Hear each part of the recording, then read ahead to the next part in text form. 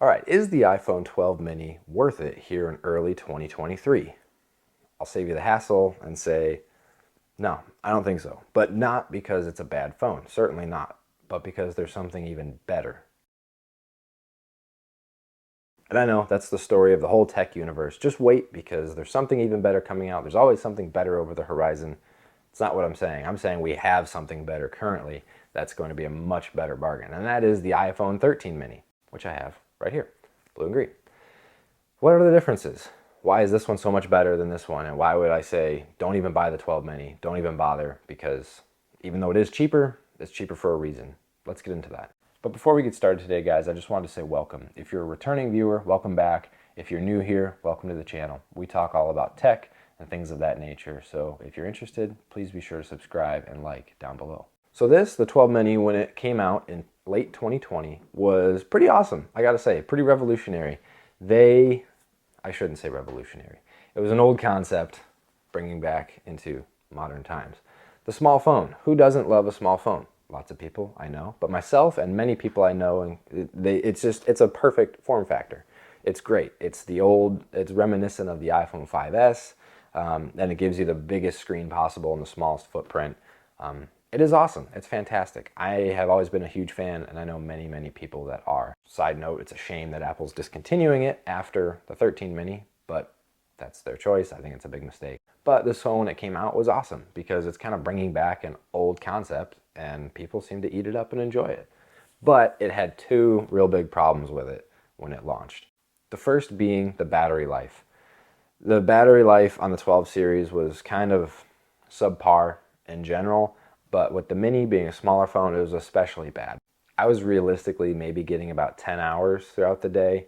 That's, unplugging from the charger at 6 a.m. and I would be with a dead battery about 4 or 5 p.m. if I didn't charge it up consistently. So I would charge on my way to work. I would charge at work if I had to. I would charge on my way home just to make it through the day. And it only got worse over time as the battery degraded. I eventually gave this phone to my wife, and she stays home with the kids all day, but she was constantly having to charge, and she would be at, a dead battery at 3 or 4 p.m. And that's not awesome because, granted, if you're using it a lot, it's going to drain faster, but you should be able to get through the day. So that was something that has just always plagued the 12 mini since the start. And, for the sake of keeping a phone so razor thin, the battery life suffered. And the second issue that this had at launch was the base storage was still only 64 gigabytes. So if you're like most people, myself included, you're only going to buy the base storage iPhone because it's really all you can afford. And I would make the argument, if that's all you can afford, you should probably just buy an Android phone if you need a phone at that point. But I don't follow my own advice apparently.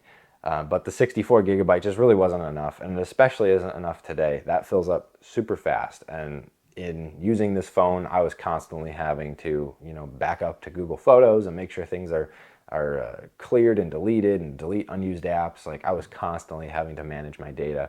And the same story when I gave it over to my wife, even more so. She doesn't stay on top of photo deletion as much as I do. So it was just a consistent problem that just running out of space in the phone was an issue. But aside from those two things, those were really the only things plaguing it when it launched. The form factor and the cameras, and it was a great phone for what you got, the power, the chip inside. But next year, the very next year, 2021, iPhone 13 mini launched, and it improved on everything that I just talked about. The 13 mini was everything that the 12 mini should have been from the start. The 12 mini was kind of a concept device turned reality, and then the 13 mini was small incremental upgrades that just fixed everything that was wrong with the 12 mini. So we came out with better battery life. The very next year, we were hitting battery life around the same time as the 12 Pro phone, which is really good. Apple touts about 13 hours of battery life on the website, and I could vouch for that. I would say it lasts a good maybe 3 hours longer than the 12 mini. So if I were to unplug at 6 a.m., I would have a dead battery around 7 p.m. So I may be able to charge up once during the day, or I plug it in on my commute to and from work, and then I don't have to think about it again, as opposed to having to remember to go find a charger when I got home. With this guy, I plug it in when it's convenient, when I'm in the car, and then I forget about it. And it's a good battery life amount. It's perfect. And then the base storage, they upped it to 128. I opted for the 256 this year because I've since learned my lesson about data management, but 128 is plenty for the average user that doesn't really install a ton of games or apps or movies, and they don't download a lot of their music. 128 is more than enough, and again, that fixes the issue of the 64 gigs here. And that's just across the lineup. Apple did away with 64 gigs as the base storage. It is now 128 moving forward, which is fantastic. Give it a few years and that'll be, not enough, just like we've seen the trend over the years, but it's still great to see them moving in that direction and slowly giving people what they need. Also, a bonus that we got on this 13 mini as opposed to the 12 mini is better cameras. Obviously, they're always giving us new, better cameras. But these are the cameras off of the 12 Pro, and these are the cameras basically off of the 11 Pro, essentially. So much better camera system on here. It is noticeable. We get cinematic video, which I don't really use that often, but it is cool. It's definitely a much better camera experience on this as opposed to this guy. But comparison is the thief of joy. Just want to remind you of that. Maybe you've heard that before. Comparison is the thief of joy. In a vacuum, if this phone was all by itself, before the 13 mini came out, this thing was all the rage. It was awesome. I owned it. I know lots of people that owned it.